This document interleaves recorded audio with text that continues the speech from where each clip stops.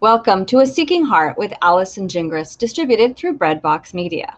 I am joined today by my new, and I think I'm going to call her a good friend, whether she likes it or not, Yvonne Hernandez. And we're going to be looking at Yvonne's new book, The Rosary, Eucharistic Meditations, with St. Peter Julian Eymard, Apostle of the Eucharist. Welcome, Yvonne, to A Seeking Heart. Thank you, Allison. It's so good to be here with you today. Before we went live, we were talking about all the things we have in common. I think it's so cool how God just connects people. Like my good friend Kelly Walquist, who's the founder of Wine, Women in the New Evangelization, she says that Mary's behind those amazing connections. She talks about when you were little and you had Barbies. I don't know if you played with dolls, but it was all about the setup. There was very little about, like, once you got everything set up, the clothes, the ambiance, you didn't really play much further than that, but it was all about setting them up, bringing them together, and our relationship and how God brought us together through the small Catholic world. I kind of see that as our Blessed Mother bringing her beloved daughters together. And specifically because you have this beautiful ministry and heart for the Rosary. Tell us, Yvonne, about your work, your ministry, and then we'll talk a little bit about your book. Well, a lot about your book. Thank you. So, I think the core of my ministry and I say our because my husband and I work on it together, and another dear friend. A few years ago, we became inducted into the Lay Association of the Congregation of the Blessed Sacrament, which was actually founded by St. Peter Julian Eymard while he was still alive. He founded a congregation for priests and brothers, one for sisters, and one for lay people. Mm-hmm. And he envisioned this Eymardian family. And my husband likes to describe it as that we were seeking a charism, and, we connected. It's like when we discovered his Eucharistic charism, it was just like when I met you, like you say, like this, it's like, oh, should have been friends forever, so it's like we discovered this, just beautiful Eucharistic charism, and there's hospitality and all these things that we already is what we had a heart for, and we're like, oh yeah, this is home, this is where we belong. So our mission as an associate is to make known the love of God present in the Eucharist. And after, a long life and life together and ups and downs, and the more I look back, the more I see where God's hand was, and all these odd incidences and all these things, so I could end up talking for days. But it's like now we came to this point, and now everything comes from that. So every ministry we're going to do, everything we do, we check, okay, is this, because we're Eucharistic people, and that, so that even in our marriage, in our friendships, and everything we do. So we have this nonprofit Catholic media apostolate called Elishebahouse. And we published my Rosary book through that, and published consecration to Jesus through Our Lady of the Blessed Sacrament with that. And we put out a weekly blog and put on retreats and talks. So it's just been a beautiful vehicle for reaching people with that. You do really beautiful work. I get your weekly blog email, and I really enjoy reading what you have to say in that. When I think about the Eucharist, for many years, I only thought about receiving Jesus on Sundays. Daily Mass never entered my brain. And the one thing I never heard about until I was much older was adoration. Spending time with the Blessed Sacrament in an adoration. He's in the monstrance, he's on an altar. You're really sitting in heaven, because wherever Jesus is, therefore heaven is. You're with him, body, blood, soul, and divinity. Again, another concept I never knew. I kind of grew up being told it was a symbol, like you wouldn't really eat Jesus's body and blood. Yeah, you really would. You really do. Like, that's what he tells us. And he tells us in the scriptures that this is a tough teaching. Like we see that moment where all of those disciples walk away, and he looks at Peter and says, "Are you going to go too?" And Peter says, "Where should I go, Lord? Only you have the words of eternal life." But it was adoration that completely transformed my life. Did you spend time in adoration, or do you? Was this as transformative as it for me, for you, as it was for me? Definitely. And, again, I guess this is another similarity we have. We're going to keep discovering, which is exciting. So I was baptized as an infant in a Catholic family, but we didn't really practice, like growing up in Puerto Rico. At the time, when I grew up, the majority of the people, at least from my point of view, were Catholic, and I went to Catholic school. We got all our sacraments, but we didn't go to Mass on Sundays. My dad had his own restaurant, and Sundays he worked. And then he died when I was very young. I was 9. And then, my mom had a tough road of figuring her own things out. So we didn't go to Mass, but I had the blessing of going to a Catholic school. So I went on Tuesday to Mass, and I, got that. And a lot of what I learned was just from the school and from things I watched. Like, for example, my first memory of the Rosary is watching my grandfather. I don't know why I was in church with him that day, but he was rolling his beads at the back pew of the church, because he didn't. Spanish was not his first language. He was from a small island in the Caribbean, St. Kitts. So he spoke English with a British accent and Spanish. I never knew what he was saying. But I asked him, "What are you doing?" He's like, "Well, I really can't understand what they're saying, so I say the Rosary back here." And I really didn't even know what was that. But I actually have his Rosary, because years later, when he died, and I wasn't still practicing much, I still hadn't discovered the Eucharist or the Rosary.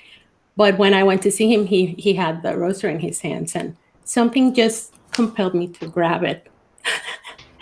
So I did, and I'm like, well, I think he wanted me to have it, and I do. I have it, and it was part of when I had the inspiration to write the book and all that. So he's very much involved, and it's eventually just little by little, like I did consecration to Our Lady after I was diagnosed with I have a Charcot-Marie-Tooth, which is a progressive neuromuscular disease, and it's inherited. So I had it all my life.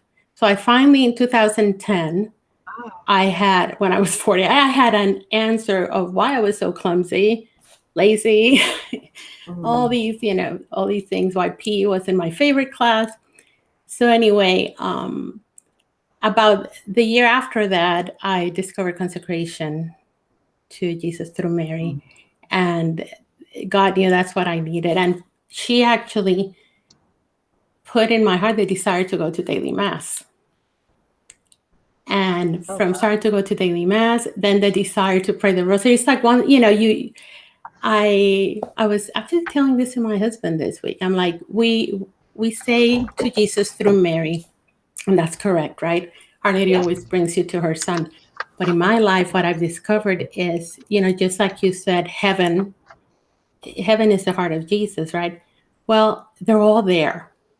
All the saints, Mary, Joseph. So whichever one you go to, they're all there, So, and I really think if you find Jesus first, he's going to take you to his mom too. Yeah. Because he wants you to have his mom, Just I always think like of a crying baby, then they'll give it back to mom. That's awesome. When we're like when we're in need, they're just gonna say like, "Okay, mom, you deal with this. You're better at that right now." But so it was. I love that. Mary brought me to the Eucharist, and then starting to spending time in adoration brought this desire to pray the Rosary. So he brought me back to his mom. Sorry.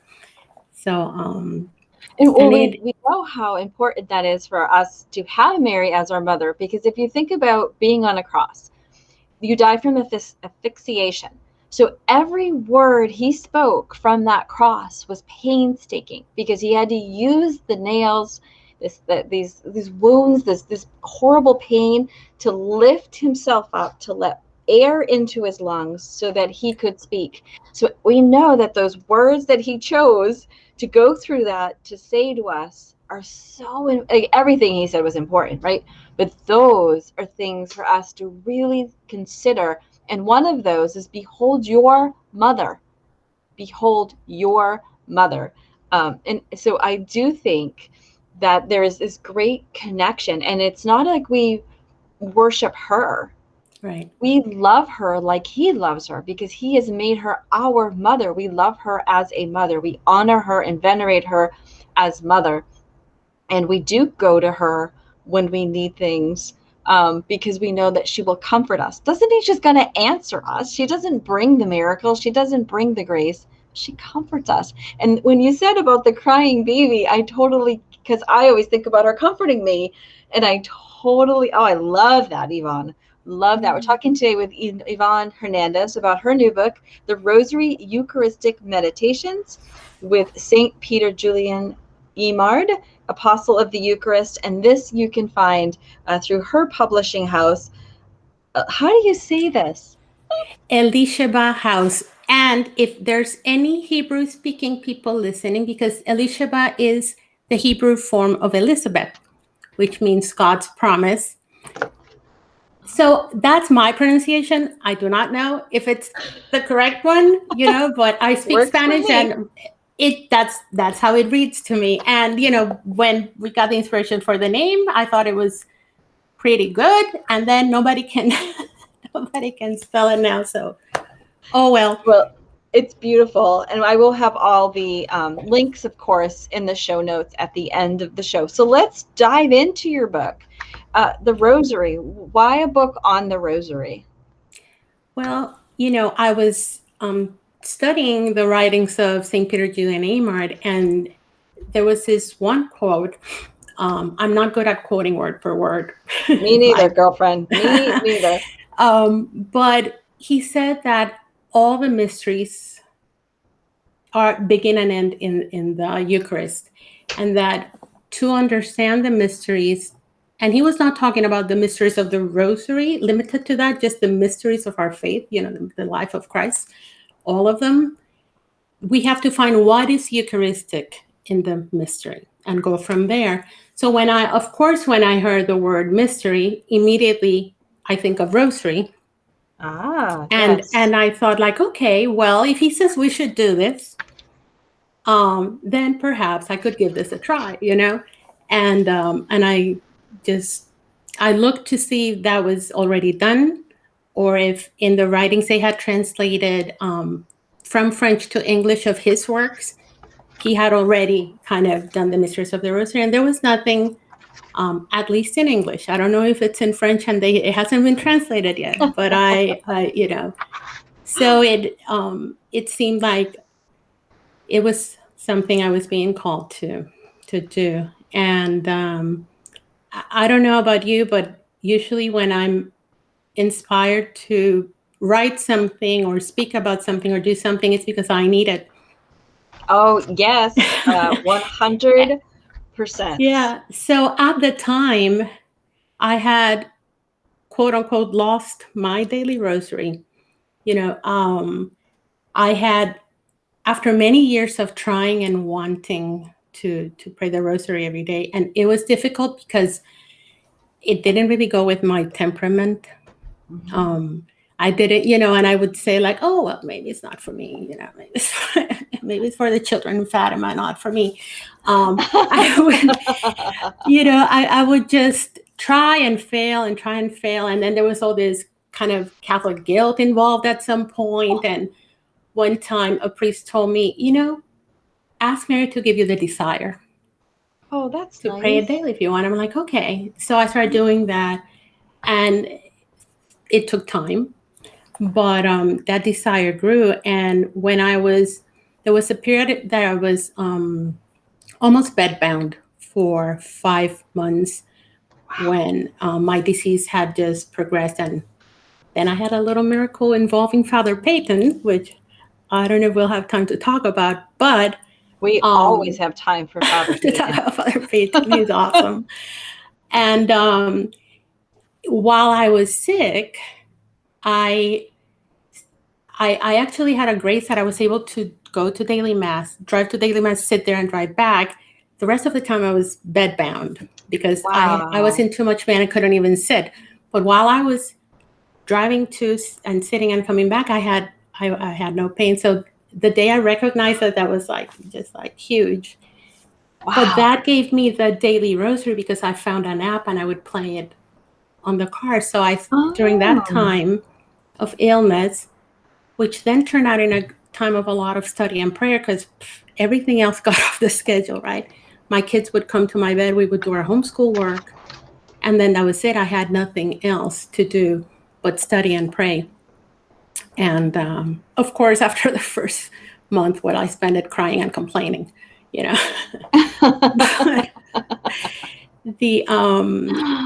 when this whole inspiration for the book happened, we had just moved to our new house, which fulfilled a desire I always had, that I lived half a mile from the church, which was great. But now, by the time we drove to the church, I hadn't even finished, in the name of the Father, and we were there.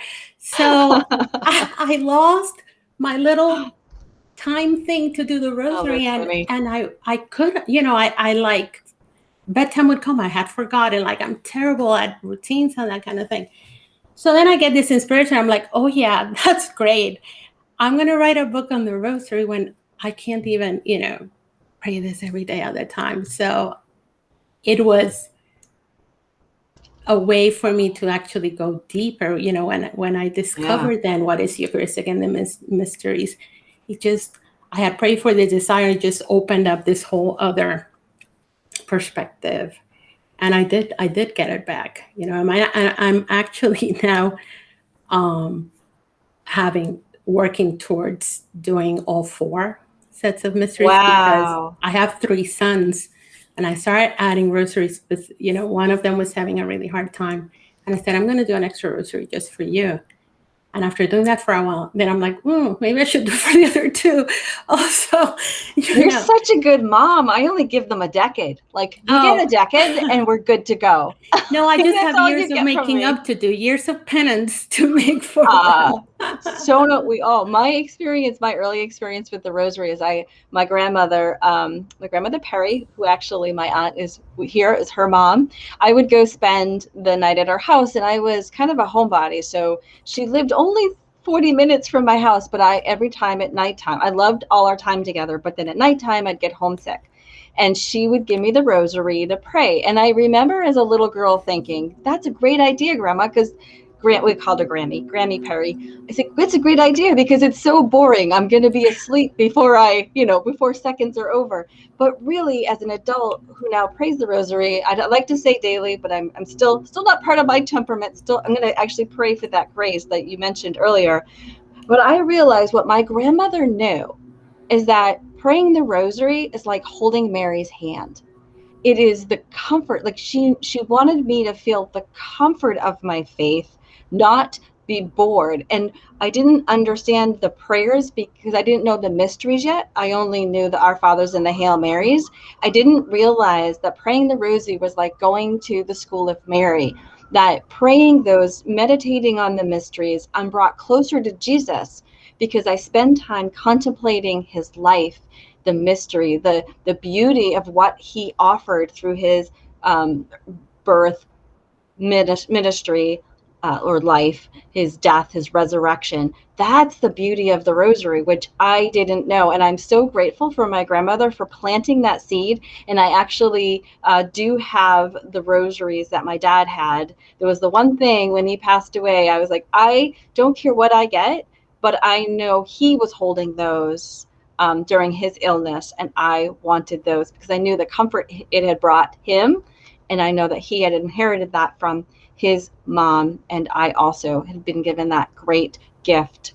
So tell us about your Father Peyton miracle. So I was diagnosed with with the disease in 2010, and it's when they diagnosed, they said, I don't know, we don't know what the future holds. Every Oh, wow. person is different. Some people progress really quickly, some don't. It depends if you're first generation or second. And I'm the only one in my family that I know of.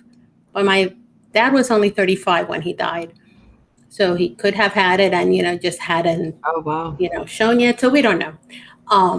So that makes it even more frustrating, right? I don't Yeah. have, but it continued to kind of progress slowly. So there was about a year there of just coming to terms, with this and what this means and all that. And then I just used the cane when I needed. As things progress, then you just start kind of adapting because it affects. It's a peripheral nerve disease, so the nerves of the legs get affected first because they're longer, and the arms, but it also affects the hands and the feet, and it affects other nerves in the peripheral system. So my first thing to go was balance, which I never really had, right? So and then I would, if I was out for a day or two or a day of heavy activity, I had to have a couple days to recoup. Like they're just cutting the grass in our That's neighborhood right fine. Yeah, it's good. Don't worry. now. So I would have to have a few days of recouping, like a really hot day or lots of activity. It would really, really, wear me out. And I learned to manage that. Then in the summer of 2014, we had lots of stuff going on with kids' birthdays and things. And I was like just feeling really like in pain and in bed. And I'm like, okay, I need some rest. But after a couple of weeks passed, and it just wasn't getting better. And we had tests run, and the doctor couldn't explain why all of a sudden every nerve was involved. It like had progressed.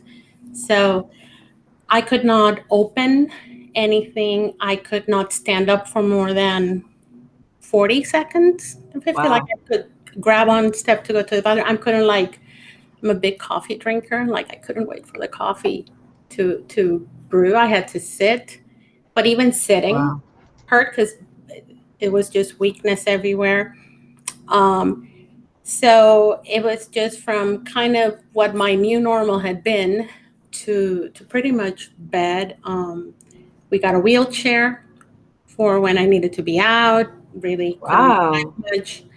So that's where I was, and then I had this very special grace because I had just started going to daily mass a little while before that. And I remember I saw in my journal, I'm like, okay, God, what should I do on the mornings I don't feel well, And it Mm. was just very clear in my prayer time saying, come to me. I'm like, okay, I'm going to do this one thing, and I did. And it just gave me this amazing grace that I was not in pain and I was even driving. I mean, it's crazy to think that I can't stand up for 30 Wow. seconds and I was able to drive because my husband was working, and at that time he was working from home, so he was able to take care of me and the kids, and we homeschool, so we made it work. But Oh, wow. in December, so this started in the summer, in December that time, I had an inspiration to do a presentation on the Rosary for a group that was coming to our home. And I think it was the fruits of all those daily rosaries, and all those masses I could Yeah. for, and this great thing I discovered. And I had just read The Secret of the Rosary and The Secret of Mary, and I was just like so excited. I wanted to share it. So when I go research, that's what I do. So when I went to research on the Rosary, this amazing priest just came up, Father Patrick Peyton, and there were these videos of these. He's always staring at me. This is I had he is never heard of him.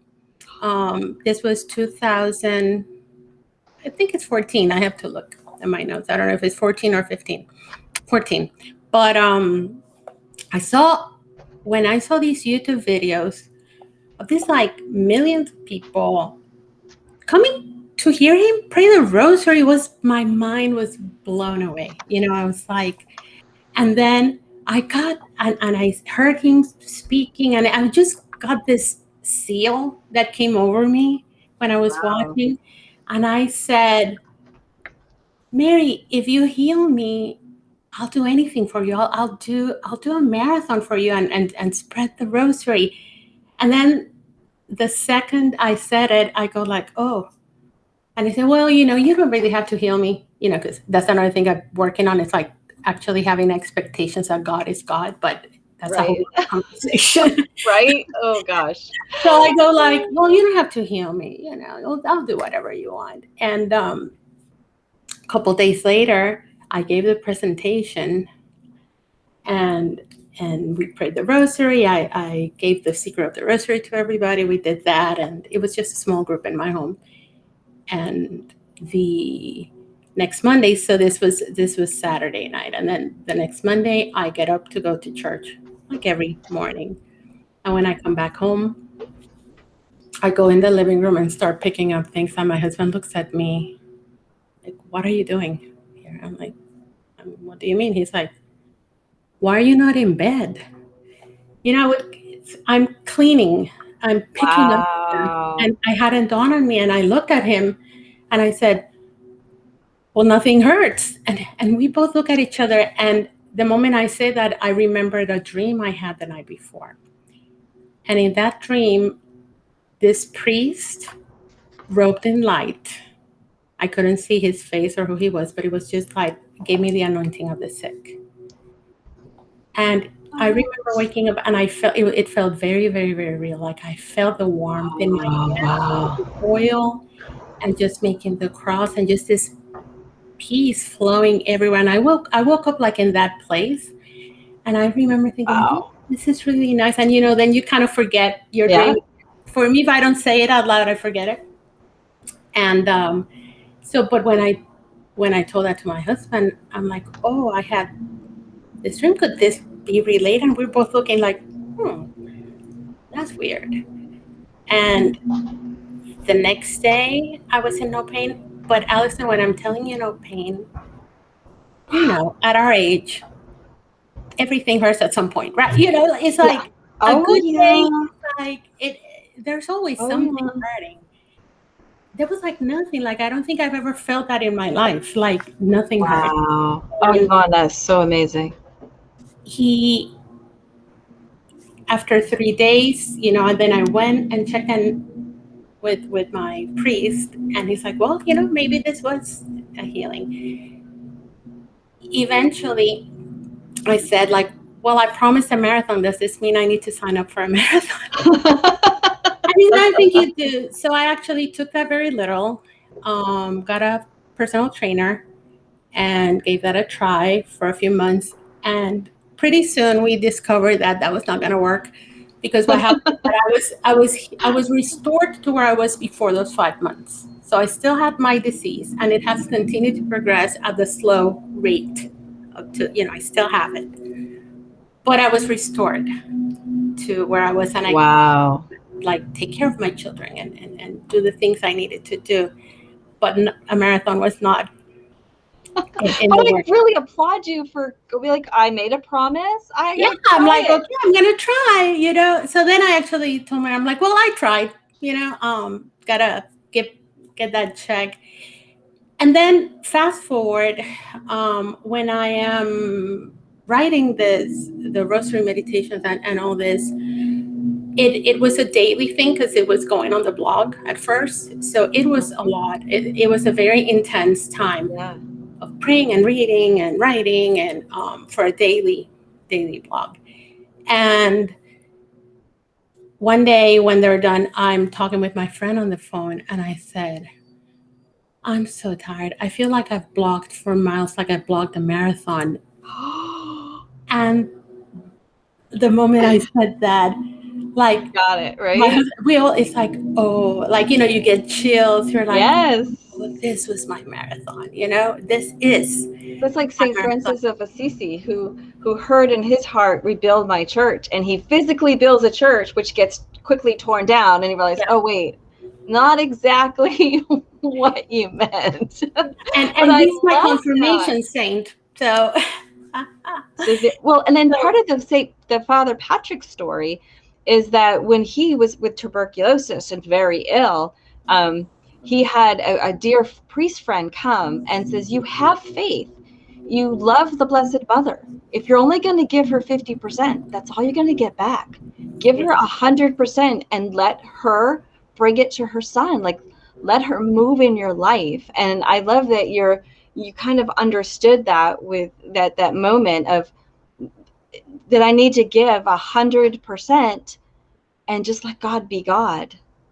It's really, if anyone wants to know more about Father Patrick Peyton, I want to encourage you, see the movie Pray. It's a new documentary about his life from Family Theater. It is so good. Pray, and I will put the link in for sure with our show notes for that as well, because it's just so inspiring, because you do see those million people rallies. You do see the power of prayer, family prayer, of individual prayer, of giving God 100%. It's why you he's know, head of my posse. I saw the movie as Ferrer, so and then to complete this story, I had forgotten about his illness. I know when I first got inspired, I had heard of it because I wrote it in my journal, but I have forgotten about that part. So I'm watching the movie, and they're telling that story, and then in his own words, which is saying it's the most powerful part of the movie is when we hear him retell his prayer to Mary. It's like such a heartfelt prayer. And as I'm watching that, tears start rolling. And I just had this understanding that Father Peyton was the priest she sent to anoint me. Wow, that's so powerful. I And love our faith. I love our faith. and then he kept saying 10 million, 10 million. And I'm looking at the, rosary. I'm like, okay, my marathon has just started. I think and you cannot exhaust the Eucharist and the Rosary, right? So I think if as long as it gives me life and whatever way I can, then I just need to help Patrick Well, Peyton. well, I love that you've picked up that torch for the marathon, for the Rosary. We're talking today with Yvonne Hernandez, her new book, The Rosary Eucharistic Meditations with St. Peter Julian Eymard, Apostle of the Eucharist. And we are running out of time, but I also, I thought it was very interesting that you had Father Don Calloway endorse your book, give you that beautiful endorsement. And then I'm reading, and I knew about that, and then I'm reading the Consecration to Saint Joseph by Father Calloway, and I see that he talks all about this Saint Eymard that I had never heard of before. So, and if you needed any more affirmations, Yvonne, that the Blessed Mother is working in your life, and that you are on that right path of being a Eucharistic person, like we all are called to be, I don't think you need to look much further, because my goodness, the Lord has just given you so many blessings and signs. So Is there good. he is so good. Is there, as we wind down, is there anything that you'd like people to know or walk away from when they've spent time with your book, The Rosary Eucharistic Meditations? Yes. So in the book, what I've done is that I prayed on each mystery and tried to ask the Lord what virtue He wanted me to learn about, or grow in. While doing this book, I discovered that those are not set. Like I thought, when people say we pray for the virtue of this, I'm like, well, I don't even know those, and so I went to look them up, and I'm like, oh, they're not a thing like necessarily. So that opened up a whole new Wow. possibilities for me, because now I could ask the Holy Spirit to say, okay, in this mystery, which virtue you want today, Oh, beautiful. And then I went and got quotes from St. Peter, Julian Eymard that put what is Eucharistic about that virtue, not necessarily the Yeah. the mystery. Some do. So And I have quotes of him, and then I just have a short reflection, from my prayers, some of stories from, my life, or just whatever the Holy Spirit inspired me at that time. But it's more of an example. My Yeah. hope is that by seeing how I was able to do that and go deeper in the mystery, that then people will, like me, learn more about the Eucharist, read the quotes from Eymard, and then just sit in adoration and open up and say, okay, God, what can you teach me here? Because like I say in the book, it's like when you're praying the Rosary through the Eucharist, you're actually asking Jesus to tell you himself, Wow. his mysteries, and Powerful. to teach you himself, rather than looking at a history book of what Jesus did 2,000 years ago. It's like, what are you doing now? What are the sorrowful mysteries in my life today? How can you speak truth into them and bring me that peace, And I think that's why I love this so much, is because our faith is not one of history, it's one of now.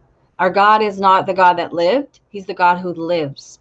And that we are called every day to a conversion, to have encounters with him. And once you encounter Jesus, you are truly never the same again. Yvonne, I could truly continue to talk to you all day long. However, we've come to our end of our show. Tell us where we can continue to follow along with you and to learn more about your beautiful ministry.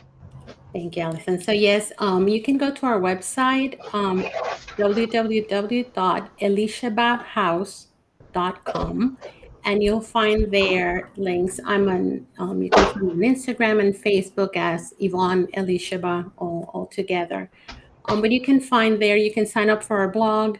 You can order the book. It's also available through Amazon, and however, we're a nonprofit, so if you go directly, it helps us more.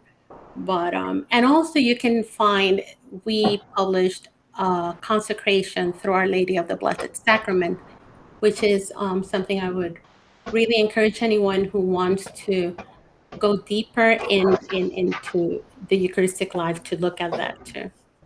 Oh, I love it. I love all of it. Yvonne Hernandez, thank you so much for being my guest today. Thank you And for thank having me. my pleasure. Thank you everybody for being with us today.